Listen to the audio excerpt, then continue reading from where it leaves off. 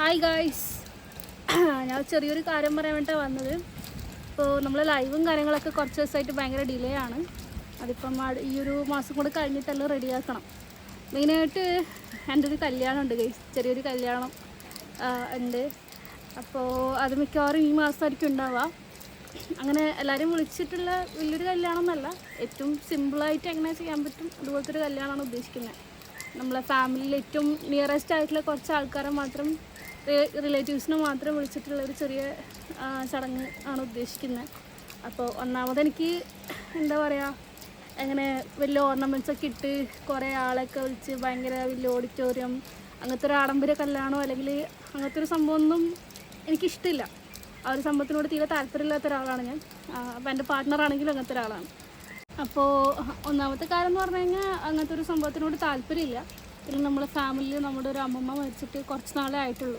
അപ്പോൾ അങ്ങനെ വലിയൊരു രീതിയിൽ കല്യാണം നടത്താൻ ഇപ്പോൾ പിന്നെ സാമ്പത്തികമായിട്ടും നമ്മളങ്ങനെ അധികമുള്ള ആളുകളൊന്നുമല്ല. അതിന് പകരം നമ്മൾ ഏറ്റവും സത്യത്തിൽ നമ്മൾ രണ്ടുപേരും ഏറ്റവും കുറഞ്ഞ രീതിയിൽ ഇനി പറ്റുവാണെങ്കിൽ ഇപ്പോൾ ഒരു രജിസ്റ്റർ മാരേജ് ചെയ്യാന്നുണ്ടെങ്കിൽ അങ്ങനെ ചെയ്യാമെന്നുള്ള രീതിയിലാണ് ഉദ്ദേശിച്ചിട്ടുണ്ടായിരുന്നത്. പക്ഷേ വീട്ടിലൊക്കെ അവർക്കൊരു അമ്പലത്തിൽ നിന്ന് ഒരു താലികെട്ടൽ പോലെ ചെയ്യണം എന്ന് ആഗ്രഹമുള്ളതുകൊണ്ട് നമ്മളിപ്പോൾ ഒരു ചെറിയ ചടങ്ങായിട്ട് അമ്പലത്തിൽ നിന്നൊരു താലികെട്ടൽ എന്നുള്ള രീതിയിൽ മാത്രമേ ചെയ്യുന്നുള്ളൂ. ഏറ്റവും നമ്മളിപ്പോൾ ചുരുക്കം ആൾക്കാർ മാത്രം വിളിച്ചിട്ടത് ചെയ്യുന്നത്. അപ്പോൾ അതിന് പകരം നമ്മൾ രണ്ടാളും ഉദ്ദേശിക്കുന്നൊരു സംഭവം എന്ന് വെച്ച് കഴിഞ്ഞാൽ, ഇപ്പോൾ ഇതിന് നല്ല പൈസ ആവുമല്ലോ, കുറേ ആളെയൊക്കെ വിളിച്ചിട്ട് എന്തായാലും ഫുഡൊക്കെ കൊടുത്ത് ഒരു ചടങ്ങൊക്കെ ആക്കുമ്പോഴത്തേക്ക് നല്ലൊരു പൈസ ആവും. അപ്പോൾ അതിന് പകരം അതിന്ന് മാക്സിമം ഒരു എമൗണ്ട് സേവ് ചെയ്തിട്ട് നമുക്കിവിടെ അടുത്തൊരു ഓർഫനേജ് ഉണ്ട്. ഞാൻ നാട്ടിൽ നിന്ന് കൊച്ചിയിൽ നിന്ന് ഇങ്ങോട്ടേക്ക് വന്ന സമയത്ത് ഞാൻ അറിഞ്ഞ അടുത്ത കുറച്ച് ആൾക്കാരുണ്ട്. അപ്പോൾ അവിടെ അവസ്ഥയൊക്കെ കുറച്ച് ഇതാണ്. അപ്പം നമുക്ക് ഒരു നേരത്തെ എന്തെങ്കിലും ഫുഡ് അവർക്ക് കൊടുക്കുക, നമ്മൾ കുറച്ച് ഇതിൽ നിന്ന് സേവ് ചെയ്യുന്ന കുറച്ച് പൈസ ഉണ്ടെങ്കിൽ ആ പൈസയും കൊണ്ട് ഒരു നേരമെങ്കിലും അവർക്ക് ഒരു നേരത്തെ ഫുഡ് കൊടുക്കുക എന്നുള്ള രീതിയിലാണ് നമ്മൾ പ്ലാൻ ചെയ്തത്. നമ്മളിപ്പോൾ വയനാട് പോയി, അത് നിങ്ങളുടെ എല്ലാവരും എന്താ പറയണ്ടേ സഹായം കൊണ്ടാണ് നമ്മൾ പോയത്. നിങ്ങളെല്ലാവരും ഏറ്റവും അത്രയും ഹെൽപ്പ് ചെയ്തുകൊണ്ടാണ് നമുക്ക് അന്നേരം ചെയ്യാൻ വേണ്ടി പറ്റിയത്. അപ്പോൾ യൂട്യൂബിൽ നിന്നുള്ള ഫണ്ട് നമുക്കിപ്പോൾ വന്നു തുടങ്ങി.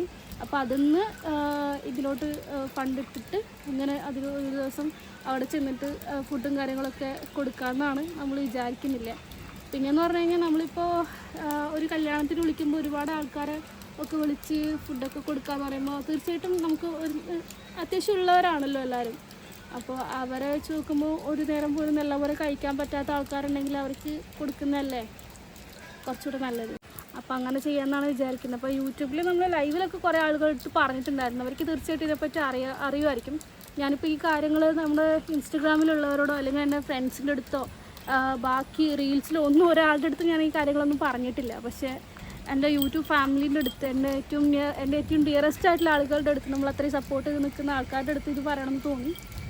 അതുകൊണ്ടാണ് ഞാനിപ്പോൾ ഈ ഒരു വീഡിയോ ചെയ്യുന്നത്. അപ്പോൾ വേറെ ആരുടെ അടുത്തോ വേറെ എവിടെയോ വേറെ ഏത് പ്ലാറ്റ്ഫോമിലോ ഞാനിതിനെപ്പറ്റി സംസാരിക്കുന്നില്ല. ഞാൻ ഇവിടെ മാത്രമേ വീഡിയോ പോസ്റ്റ് ചെയ്യുന്നുള്ളൂ.